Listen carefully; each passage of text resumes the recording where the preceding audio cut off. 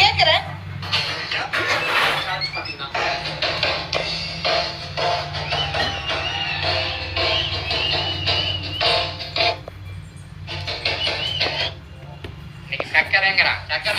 என்னோட பேரு சரண்.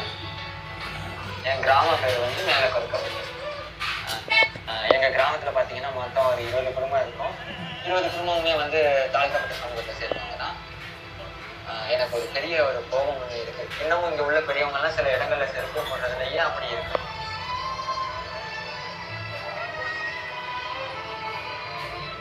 சின்ன சின்ன கல்யாண கச்சேரிகள்லாம் பாடுறது உண்டு.